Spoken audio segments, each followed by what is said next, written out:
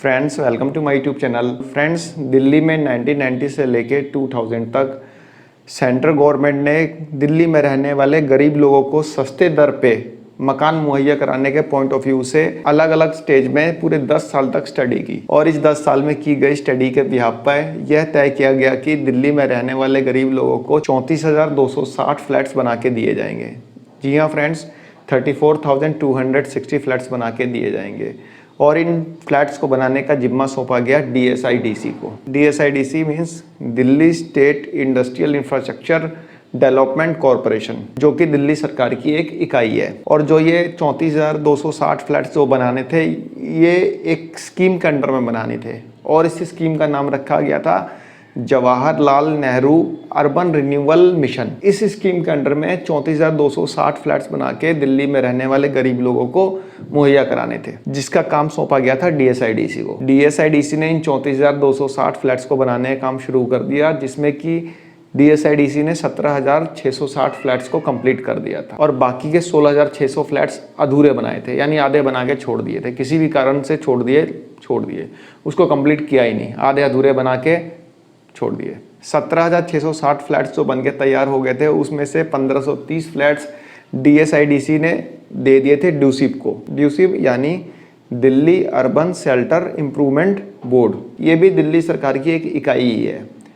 और ये 1,530 फ्लैट ड्यूसिप को दे दिए थे DSIDC ने बना के इनके अलॉटमेंट के लिए, और ड्यूसिप ने इनका अलॉटमेंट भी कर दिया, जिसमें कि 362 फ्लैट्स बवाना में अलॉट किए गए थे और 1168 फ्लैट्स बापरोला में अलॉट कर दिए गए थे। जो झुग्गी में रहते हैं लोग, उनको ये फ्लैट्स अलॉट किए गए थे ड्यूसिप के द्वारा, जो कि DSIDC ने बनाए थे। और बाकी के फ्लैट्स यानी जो 17,660 फ्लैट्स थे, उसमें तो 1,530 फ्लैट्स तो ड्यूसिप को दिए, बाकी फ्लैट्स वैसे के वैसे पड़े रह गए और इतने साल से पड़े हैं और खाली पड़े रहने की वजह से इनकी हालत जर्जर हो गई है।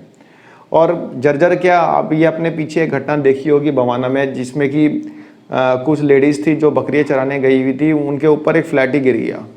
फ्लैट क्यों गिर गया? उसके अंदर का सारा लोहा, जो चोर उचक्के थे उन्होंने सारे के सारे लोहे उसमें से निकाल लिए थे।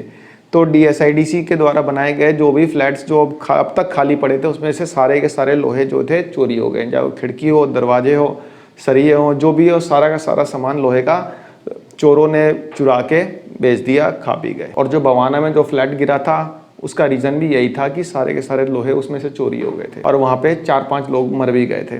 आपको पता ही होगा, पीछे 1-2 महीने पहले की बात है, ज़्यादा पुरानी बात है नहीं। अब दिल्ली सरकार ने ये डिसीजन लिया है कि बाकी बचे जो फ्लैट्स हैं, यानी जो बन के कंप्लीट हो चुके थे, जो और आज की डेट में एकदम जर्जर हालत में है, उनको रिपेयरिंग का काम किया जाएगा और रिपेयरिंग का काम भी सौंपा गया है DSIDC को। और जैसे ही इन सभी फ्लैट्स को रिपेयर कर दिया जाएगा, उसके बाद इन सभी फ्लैट्स को अलॉट किया जाएगा गरीब लोगों को। दिल्ली में जो भी गरीब लोग रह रहे हैं, उनको इन फ्लैट्स का अलॉटमेंट किया जाएगा।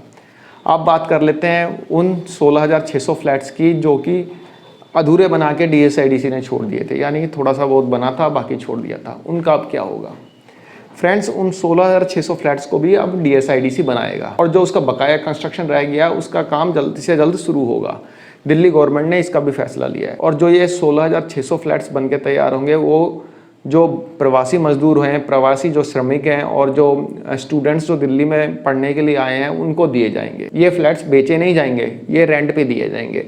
अफोर्डेबल रेंटल हाउसिंग स्कीम के तहत में इन सभी फ्लैट्स को जो प्रवासी मजदूर हैं और जो स्टूडेंट्स रहेंगे, उनको दिया जाएगा रेंट पे, सस्ते दरों पे उनको इन फ्लैट्स को मुहैया कराया जाएगा। उसके अलावा इन 16,600 फ्लैट्स में ही लगभग 2100 फ्लैट्स CISF को दिए जाएंगे। CISF को सेल आउट नहीं किया जाएगा, उनको रेंट पे दिया जाएगा।